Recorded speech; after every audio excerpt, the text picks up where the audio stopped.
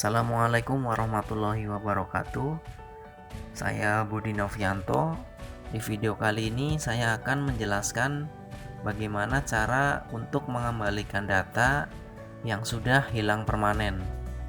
Maksud dari hilang permanen adalah data yang sudah kita hapus dan sudah tidak ada di recycle bin.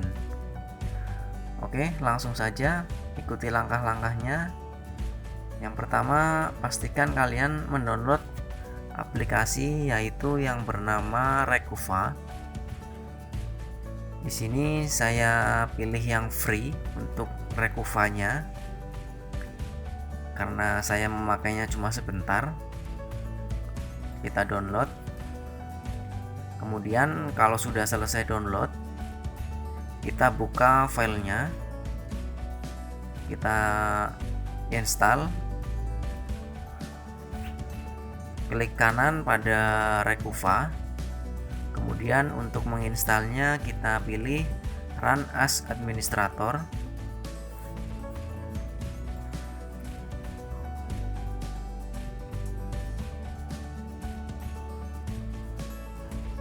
Oke, kemudian kita install untuk aplikasi Rekuvanya. Kita pilih install.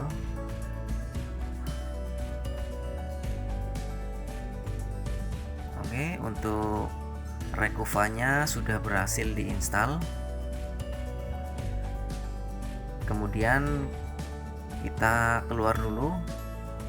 Kita akan mengetes untuk aplikasi Rekuvanya dengan cara kita akan mencoba menghapus salah satu file. Kita cari file sesuai dengan keinginan kita masing-masing. Di sini saya contohkan yang gambar saja. Kita pilih yang screenshot 5, akan saya hapus dengan cara hapus permanen.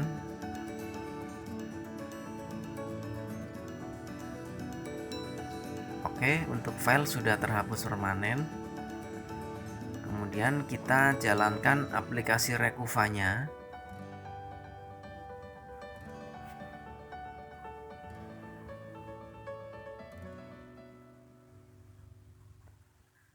Kemudian kita pilih next.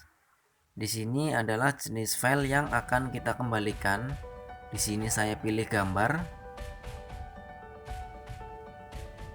Kemudian next.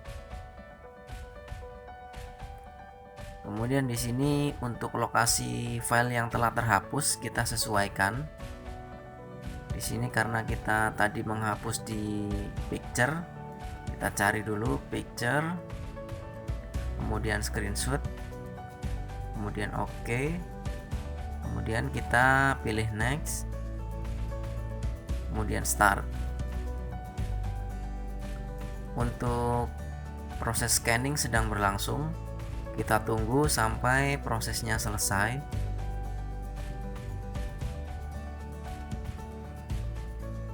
Untuk proses sudah selesai. Di sini ada beberapa file yang sudah terhapus. Di sini ada screenshot 5 yang kita hapus terakhir.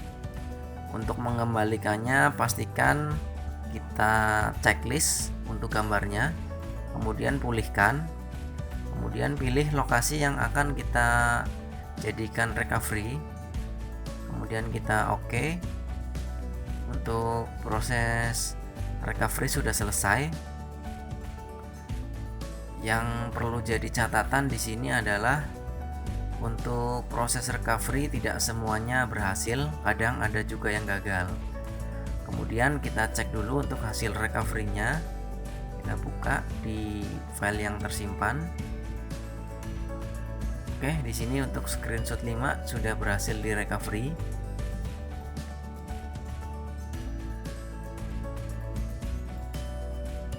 Ini dia. Oke, mungkin cukup sekian untuk video kali ini. Perlu catatan yaitu tidak semua file bisa terrecovery dengan baik. Untuk video cukup sekian, kurang lebih mohon maaf. Wassalamualaikum warahmatullahi wabarakatuh.